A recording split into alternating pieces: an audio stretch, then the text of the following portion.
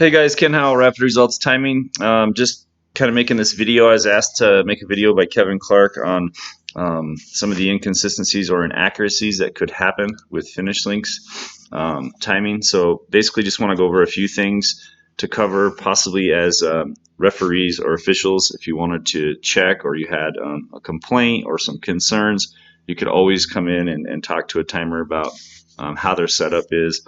There's a lot that goes into this, but I think there's a few things as officials you could take away from it that would make it really kind of easy for you, and also just another layer of just of looking out for kids and making sure that everybody's getting an official time. First thing you want to do as an official, if there's a concern, is you want to make sure that the finish line is properly being captured by the camera. And that being said, is you're trying to find out, is the camera capturing just the finish line. These cameras are line scan cameras, which means they only take a picture approximately 2 inches wide, and they push it out at about 1,000 to 2,000 frames a second. And basically everything you see in this image, whether left or right or anywhere, is just a picture of the finish line. So if you see, you notice right here, I'm shooting this off kind of a temporary finish line I built in my garage, but you can see that this is an official finish line. I have white, because finish lines are white, and I have black lines in between. So that shows you that this isn't a lane right here, and this is a white lane. If it wasn't white, if it wasn't on the finish line, you would see, depending on the color of the track, blue, maroon, black, a lot of black tracks, maroon tracks out there, you would see maroon or black with white lines if you were on the track and not aligned properly. Some of our newer cameras offer 2D option, which allows you to go in and see exactly where the camera is lined up. So this is actually an image or a video of where that camera is aligned, and that green line that shoots across the middle is the center of the line where the camera should be aligned. So you can see that that green line is on the finish line and it's in good shape. Now if I was aligned off of the finish line over here in the black zone, say that's a black track and I was improperly aligned, then this is what your image would look like. So if you're having runners run across and you're timing them and you're on this, those times aren't accurate because you're not on the finish line. Another thing that can happen is if someone shoots, like maybe they start on the line and then as it gets off they kind of come this way. Well, what that means then is that your runners here may be getting the time properly aligned on the finish line, but your runners in these lanes are not, which again makes the results fairly inaccurate. So that's something to look for, specifically making sure that the timers are timing on a nice clean finish line and that it's aligned straight up and down and properly for that. So something to look for. Again, that's easy. Walk in, say, hey, can I check your alignment, see how it looks? Not a big deal. If they had a problem with that, that shouldn't be the case. They should be more than willing to show you that. The other thing that can be a bit of a problem for timers is start sensors. Sometimes start sensors don't work or they fail, and you get basically in a situation where you're left to either try to finish the meet with hand times, and that can easily be done on the finish link system.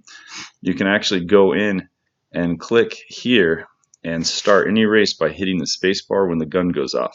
We all know that's not official. When you do that, it's not an accurate photo finish electronic time. So I obviously got a time going. If I were to time them now off the image, I would get nice times and results, and no one would really know the difference except if you know what you're looking for.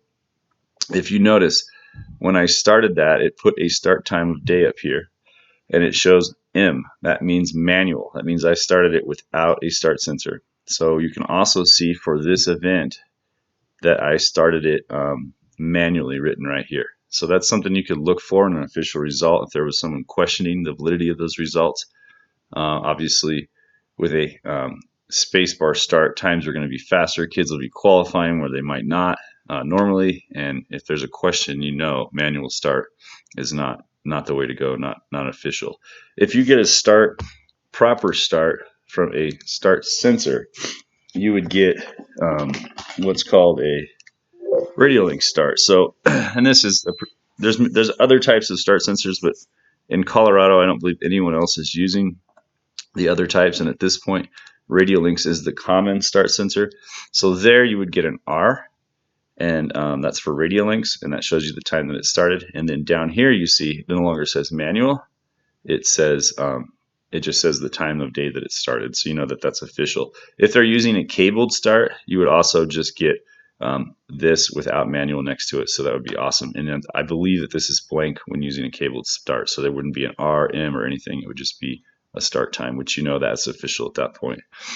So that's one quick way of just noticing if the start sensors are being utilized. If there's a question about the integrity of the timer or what they're doing, then that would be something to look for there as well. So that's a start censored start. And I'll show you now a little bit about how times can be manipulated. Let me go to, let's look at 5A state finals and the 110 hurdles. So this is a race here. You can see just off bat, if you take notice, white lines across the board. So we're properly aligned on the finish line. You can actually see down here some of Jeff Grove's maroon track surface that's off the finish line. That's not that I'm shooting off, but it's just that that's before the finish line actually starts. So that's kind of gives you an idea of that color. Some people, when you go to their tracks too, keep in mind that they may not have a finish line painted as nice as Jeff Grove's. They may have a finish line that's very worn out. So you got to use judgment there to determine if they're properly lined on the finish line.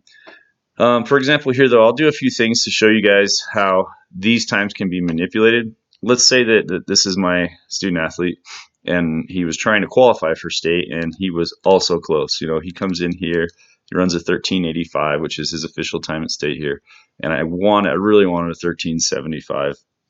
Well, I can go up here, and 13:75 is now his time, and if I save that and send it on, it'll go straight into the state rankings, and no one would know the wiser. But you can tell, obviously, as an official, if there was something in question, that time is not legit because it's red, which means I hand entered that time and I didn't use it off the image.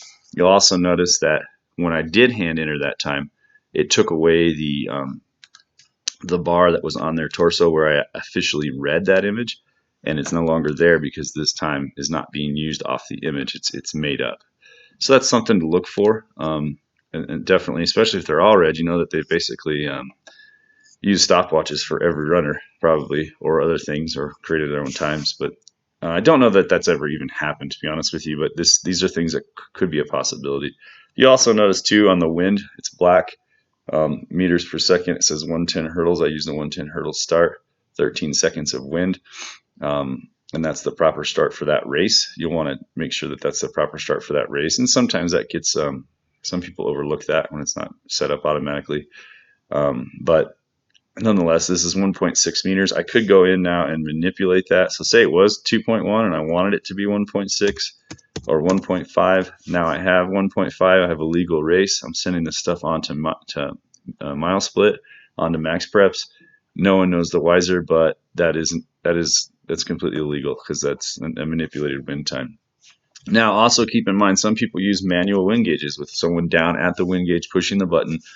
They are, hopefully writing those times down, signing it, making it official, and then those times are being put into the system. And when they do, they will show up red. So that would have to be something that you're trying to understand. Are they using it manually, or are they using it automatic? Now, if it's an automatic timer and you're concerned about the times, or I was at one meet where someone said, "Oh, the wind gauge is down. They have to wait a few minutes to get it fixed," and then they never really went out and worked on it. Next thing you know, the races are going off, and I was always curious how that got fixed, or if they were just guessing at that point on the wind. But if they claim that they are running a automatic wind gauge into their system, you can simply go up and ask them to hit Alt-W on their keyboard, and then after the allotted time that it's set for, you'll get a reading pop up.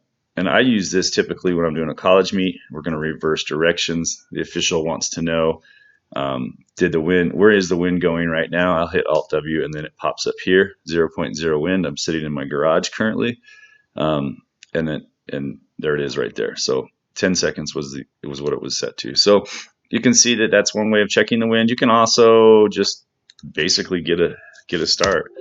If you get a start and it's running, it'll come up here right at 10 seconds. Let me redo this so that there's not one there. Make it a little bit easier.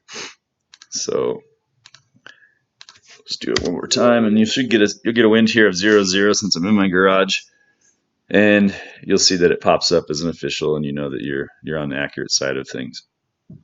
Now, if you know what you're doing, there's a lot of ways to cheat the system. There's a lot of ways to get by with some things. And there we go. I must not have set my win, so give me one sec. See, these are good things to check, right? As officials. Awesome. Let me check. Yeah, I had it set to manual, so let's give it one more try here. Let's see if it changes it now.